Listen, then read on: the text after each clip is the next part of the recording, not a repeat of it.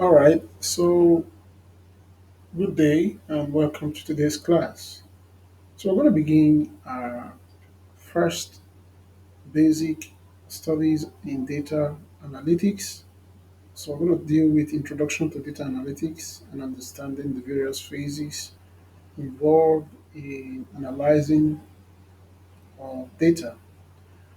Now, the assumptions in this course is that you are learning or hearing of data analytics for the first time. So everything is going to be basic. We're not going to skip any step, so you can follow through. And your approach should be I want you to pay more attention to try to understand the course so that you can follow through and through. So let's begin. Now, introducing you to data analytics, we are going to be unveiling quite a number of secrets that has to do with numbers and in life generally.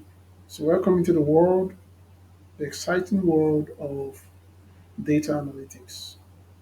This course is going to guide you through the fundamentals of transforming raw data into powerful insights that drive smart decisions. So get ready to unlock the hidden stories within numbers and applying them to the real world.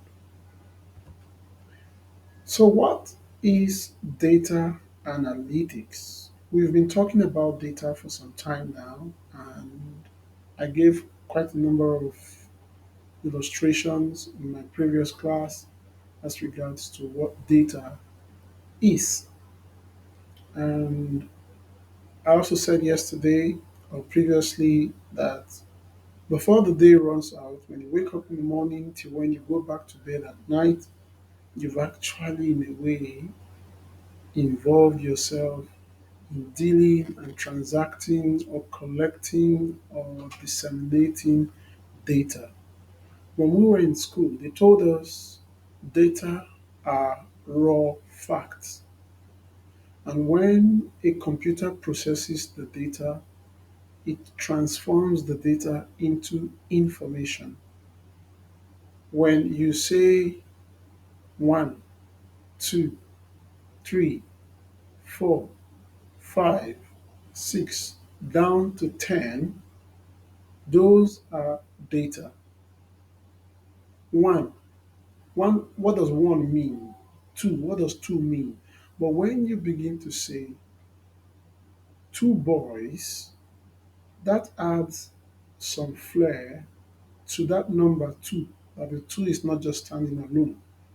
So while one is data, one egg or one boy or one girl, that's full information because someone can run with that information. So data analytics, put it this way, from analyze, the word analytics came in from the word analyze. When they ask you to analyze something, what are they asking you to do? They're simply telling you to observe it, take a look at it, a closer look at it. And what do you observe? So that's what analysis is all about. So when you hear the word data analysis, it is simply analyze this data, observe this data, turn this data upside down, expand this data, transform this data, and let us know what you can find out from this data. In a layman's term, that is what data analytics is all about. So I said it is the act of extracting meaning from chaos, turning numbers into knowledge that empowers better decisions. You could have a group of, in a warehouse, you have so many goods. For instance, in a water factory, they have lots of empty cans lying over everywhere. And when you get into the house, you have no idea what the total number of bottled water cans are here. But the moment you begin to collect the data By one, counting the total number of empty bottled water cans, you can have something to work with. Something like we have over 300 empty bottle cans in this warehouse. If you are to convert that into dozens, that means you have to divide that by 12. And you should be having about almost 24 dozens of empty bottle water can. Now, I have just told you or given you an information of what I found in the warehouse. But initially, when I entered the warehouse, it was just empty bottle cans lying all over the place. So, I believe with this, you can actually talk to someone tomorrow when you are asked about what data analysis is all about. It means transforming or extracting meaning from a given set of data. When you are given a set of data, raw data, looking into the data, observing the data, and extracting meaning from that data that can now help someone make better decisions. So, this is what data analytics is all about.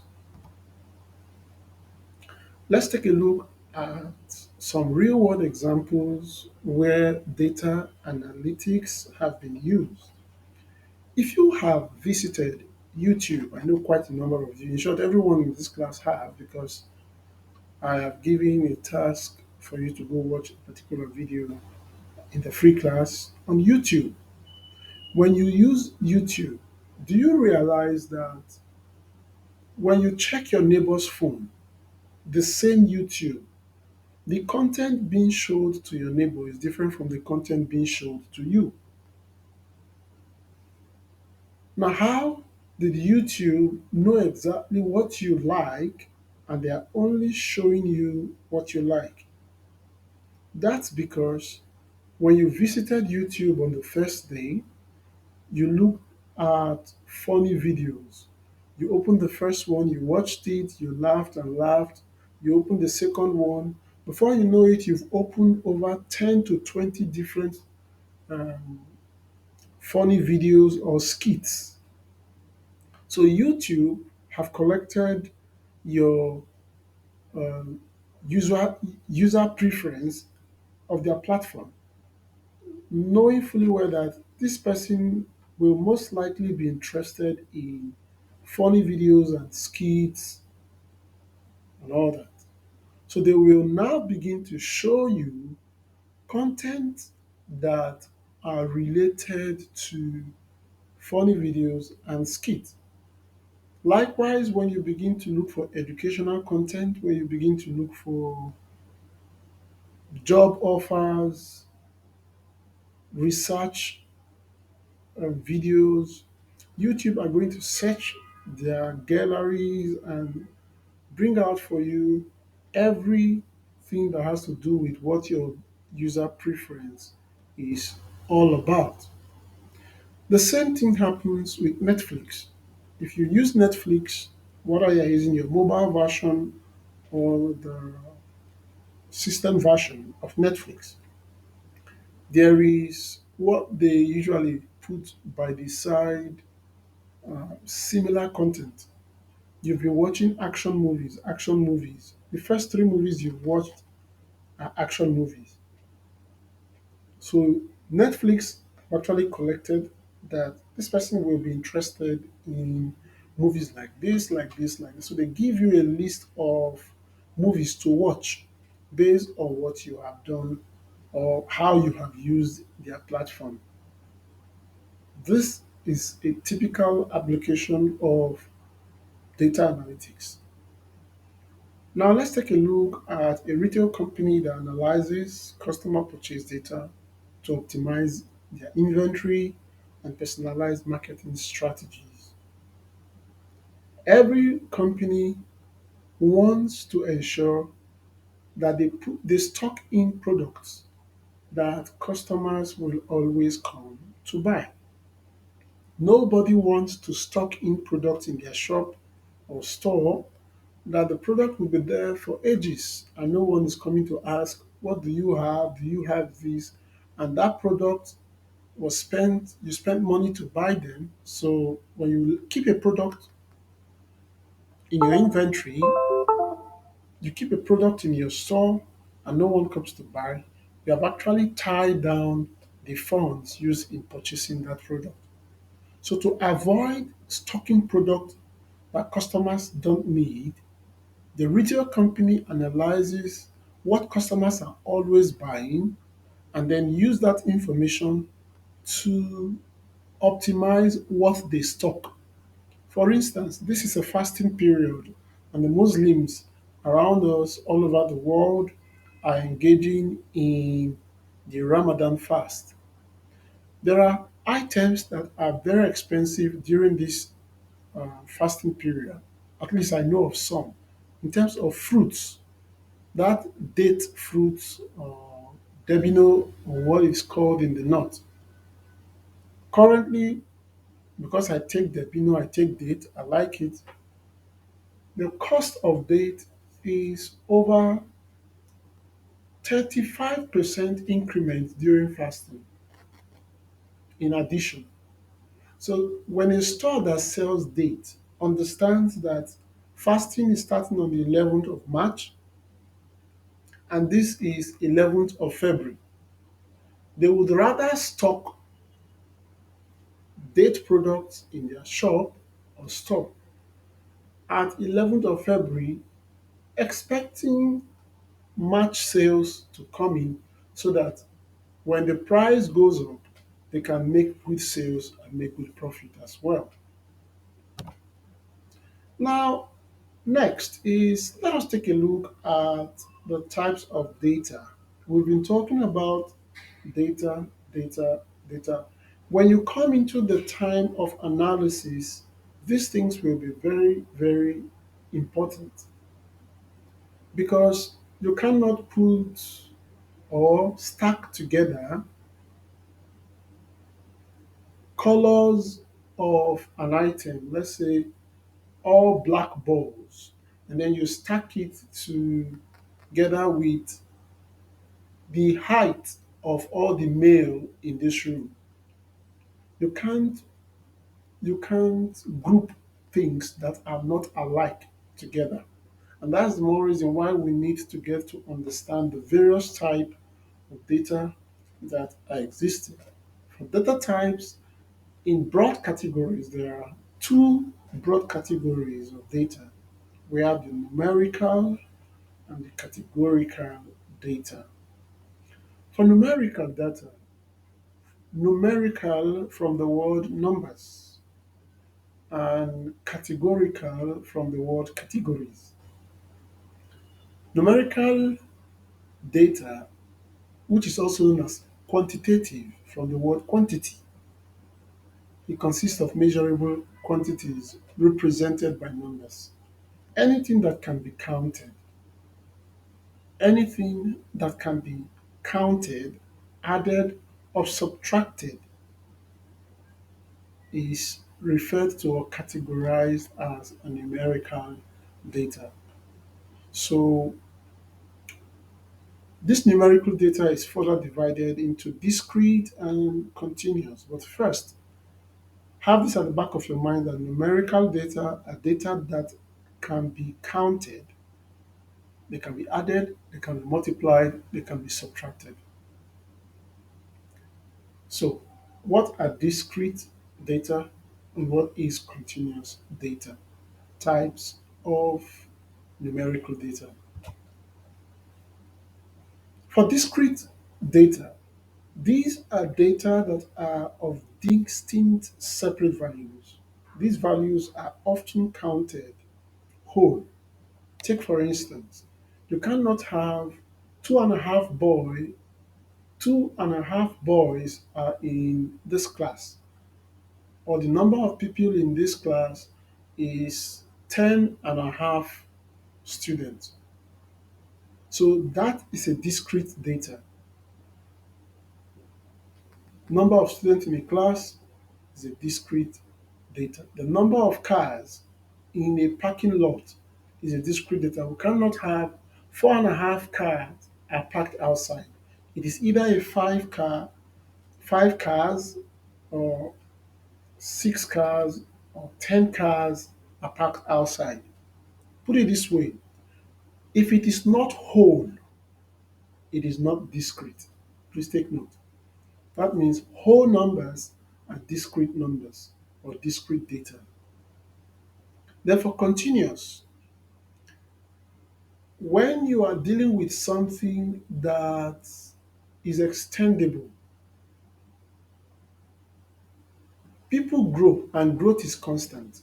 So when you want to measure somebody's height, even if the person is 6 foot tall, there's going to be maybe 1 inch or 0.00001 inch higher than that, but we can now approximate it to 1.8 feet, 1.8 meters of height. So when you are dealing with measurements or tools that can be divided indefinitely, for instance, when you have something like zero point 0.5 milliliters of water, or 3 kg of meat. These things, because you can also have 3.5 kg, you can have 3.75, you can have 3.0, 3.2, 3.1 kg of meat. All things like this are called continuous data. The height of an individual in a group, number of products sold in a month, the uh, temperature readings throughout the day according to the thermostat or thermometer. So these are discrete data and continuous data. Now, you have your business that you run. You can look around and begin to count what the discrete data are around you in your house or in your businesses, what they are, to get yourself familiar with those concepts. Now let's take a look at categorical data. For categorical data, from the word category, means things that can be categorized together.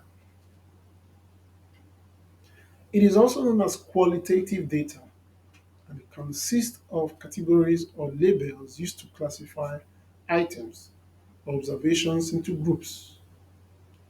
And it's also in two formats: nominal or ordinal data.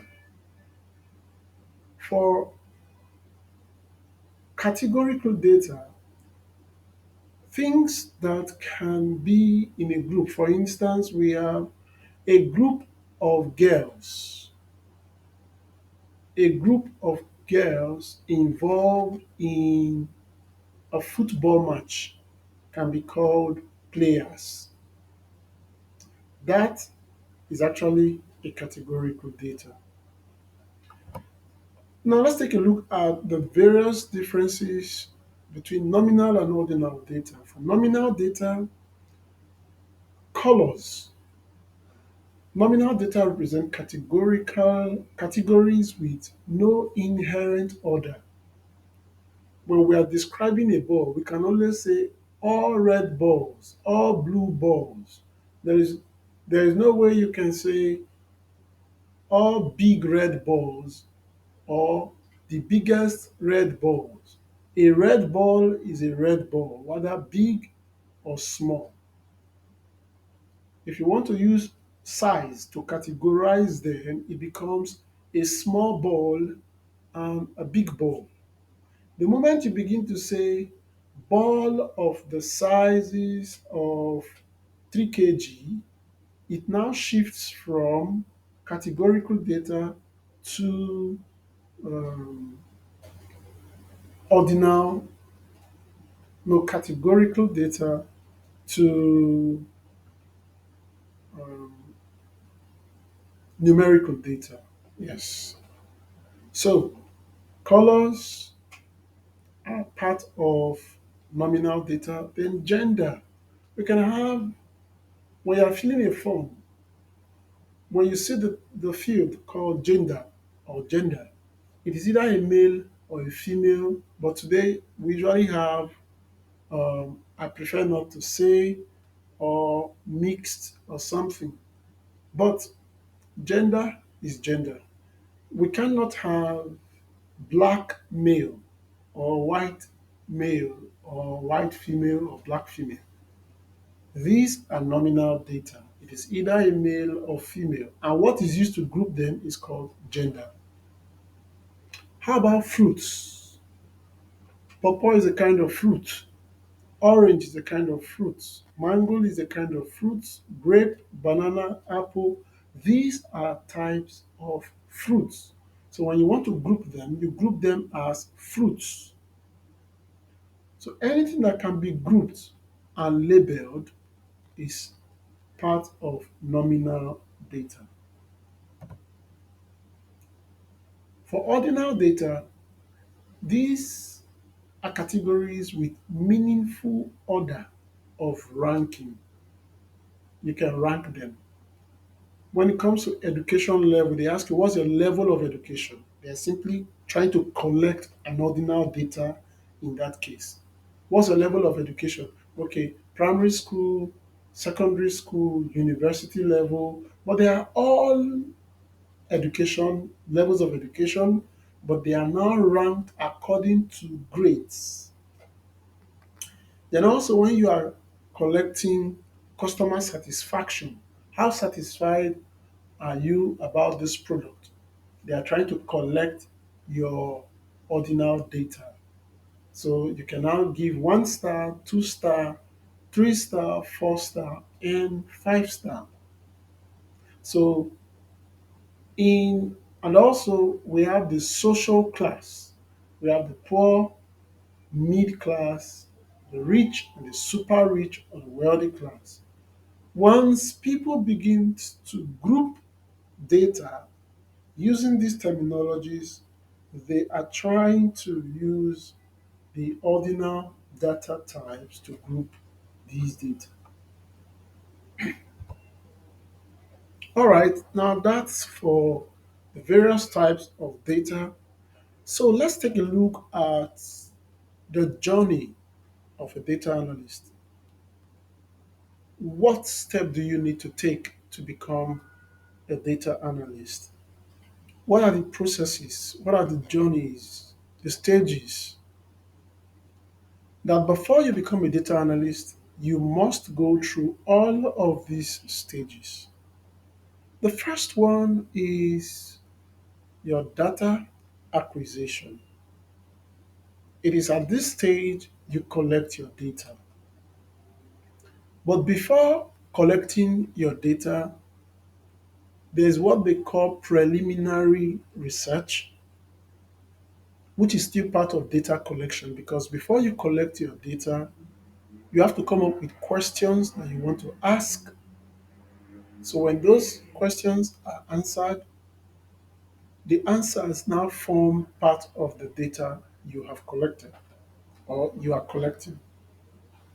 So when it comes to the first one, data acquisition, you begin to get things like where do we find this data? How do we collect it? Are we dealing with primary data or secondary data? Every of these things comes under data collection. Now, after collecting the data, let's assume you collect it with Google Forms. Like for instance, this class, I'm collecting all the data for participation, for assignments, and everything you do during the course of this class to be able to gauge one's engagement span. Tomorrow or 3 other lectures, if I want to hold the lectures again, I would want it to be better than it is now. And I would want to correct certain things that were not very perfect in the course of this class. So I would want to correct them in subsequent classes. So when I collect the data, the next thing, which is the second stage, is data cleaning or formatting. You can also say data wrangling. Now, raw data can be messy. Yes. Just imagine, okay, like the question I asked in the assignment I gave previously, how much would you pay to learn data analytics? And I left that field open. You need to see the different types of data that came in. Maybe when we get to the practical session, I'm going to show you a cross section of all the answers that was turned in during that assignment. Some write, some wrote only the numbers, some wrote stories of where they got the information from, some wrote currencies. So the data came in scattered. So, but all I wanted in that particular question is just give me the figure, separate it with a comma, $1,000, comma, $2,000, comma, and $500, comma. So the process of beginning to delete all the stories said by people so I can extract only the figures or the numbers in that question, this process is what we call data formatting or data cleaning or wrangling. So it is only when you have cleaned up your data that you can now move to the next phase of analysis. And here's why. You cannot begin analysis on a dirty data. The data, when collected, if not validated, are referred to as dirty data. And a dirty data will always give you a wrong analysis. So it is always very, very important that when you are carrying out your analysis, you ensure that your data has been cleaned and formatted and ready for analysis. Now, when it comes to analysis, this is the exciting part of data analytics. And in this place or in this stage, we use things like statistical methods, um, algorithms to uncover patterns, mathematical, arithmetic formulas, functions to uncover trends within the data, patterns within the data, any clues that can help us to understand the data much more deeper on a deeper level. We deploy those tools during the process of analysis. And when you are done with your analysis, you now move into the second fun part, which is storytelling. Everyone likes to tell stories. And with data, telling stories should be one, telling great stories should be one of your goals in data analysis. Because, like as I said yesterday, all of you are here with me today in this class because of the story I told you. And I've told you the stories in different formats. First, I got your information, I gave you an offer. Say, come. I know not everyone understood what data analytics is all about. So I decided to say, okay, let me hold a free course to get them to understand what this is. To, so that those who feel they need it can go for it. And let me not just pack everyone into the bandwagon and then I become stressed out trying to manage everybody. I got over 500 registrations, and out of the 500 registrations, the persons in the class is, if you check the group, is about 40 something in the group. Easy to manage, and I know very well that these 40 something persons, even if two or three or four or five falls out along the way, it is a win for me because these are people who are truly interested in data analytics. So the story you tell is a direct reflection of what is happening within your data set or the data you are working with. So we're going to be learning how to use visualizations and narrative to tell better stories that can help in decision making for data analytics. Good. So we spoke about the stages of data analytics, and the first stage we said is data collection. Data collection. Now, these data are collected not from the sky or just in the air. No, there are sources where you collect your data. So we are going to take a look at what these sources are and how you can collect your data from these sources. So they are a very, in short, it's endless. It is endless. There are multiple sources that data can be collected from.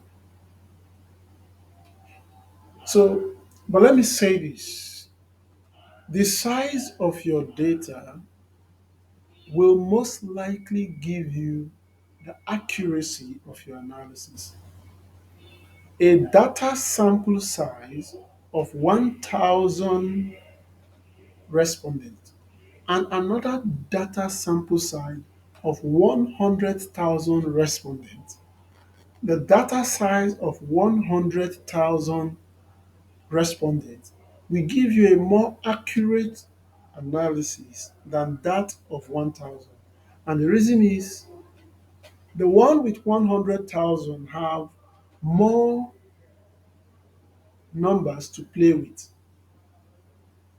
So with the largeness or the size of your data set that you're working with, you are very much sure of how accurate your results or your findings will be. So let's take a look at the various types of data sources where we can begin to start extracting our data. The first here is for customer interactions. When you discuss with the customer, when a customer walks into your business and you're asking the customer, what do you want? I want this. Do you have this color? Do you have this size? Do you have this? Do you have that? Those interactions, data can be extracted from such sources. An example is an e-commerce platform that tracks customer transactions and reviews. The next is social media. When you visit places like TikTok, Facebook, YouTube, you like, you subscribe, you share, and you comment. These user actions help the platform and even the owner of the content to collect data of what people like. That's why you see people will tell you that on YouTube, mostly they'll tell you if you like this content, comment in the comment section of what you would like me to make a video on in my next um, video. So these interactions, you can actually collect data from your comment sections, what people are saying in your comment. For instance, the assignment you're going to do after this class is you're going to visit uh, my social media handle and comment on this course. But I'm going to give you full details on how that will be done. Now, Internet of Things. How many of you have gone to use a POS machine before to withdraw money? Of course, everyone. So, the POS machine have in it all the transactions that have been carried out on that machine. The bank has all that transactions and it is printable. The day anything happens to that POS machine or fire or it's destroyed by any means, the bank can print out all the transactions that were done throughout in that machine. And not only POS machine. Have you seen a an eyeglass that has sensor? There was an eyeglass that has a camera, a very, very, very tiny camera. You won't even know, and it has a USB flash drive card in it. So as you are looking, once you tap it, it begins to record everything that you are seeing and is collecting data. So there are a lot of devices, appliances that from which you can collect your data from. How about your phone? Even your phone, you can use your phones to collect data. Let's take a look at surveys and questionnaires. This is one of the most used type of data collection methods, most especially in schools. Students, finance students, project students, they connect or they prepare questionnaires and surveys and send to large number of persons to collect and extract those data. How about external APIs? For an application I built last year, we did an online payment. So we got an API. API is application program interface. It's actually a software or programming term.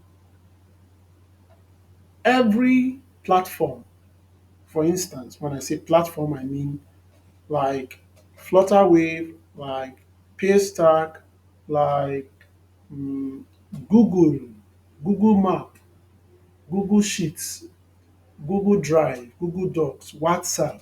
All these applications have what they call APIs. So if I want WhatsApp to begin to work on my website, I will need to buy the WhatsApp API and plug it into my website. And then my website can now be acting as a WhatsApp platform. So you can actually collect data from external APIs like we did. We have our payment gateway with Flutterwave, and through Flutterwave API, we're able to connect it to our Sheets on Google Sheets. So what that API does was all the transaction that people pay online is being sent into our sheet using the API, and then our sheet is doing the analysis and telling everyone who is voting that this is who have voted for you, these are the transactions that failed, and this is the reason why the transactions failed. Then, if you watch short videos, you would have seen a lot of interviews where someone will hold the mic and ask you questions on the spot. Those are also ways of collecting data. And finally, data are arranged in such a way that they can easily be tracked, they can easily be read. Like this, we have date, product category, quantity sold, revenue, and then customer satisfaction. The clothing in this example might the clothing outlet in this example might be considering having more t-shirts on their shelf since according to the available data, customers seem to be more satisfied with t-shirts and they will buy more of t-shirts. Look at the data. T-shirts sold 50 quantities on the 1st of January 2022. On the 2nd of January, they sold 60 pieces. And customer satisfaction is 92 and 90. And then we now have on the 3rd, hoodie sold only 40. Now, we might say that 500 of 800 is higher than 500. So we might say hoodie uh, gives us more revenue. But in terms of quantity, t-shirt gives you more revenue than hoodie. But your data will be able to give you all of these insights. So these are the few things you need to know before you get into analysis proper. So, in summary, data analytics is not just about crunching numbers, it is about asking the right questions, interpreting the answers, and using the answers to make informed decisions that impact the real world. So, get ready to become a data detective.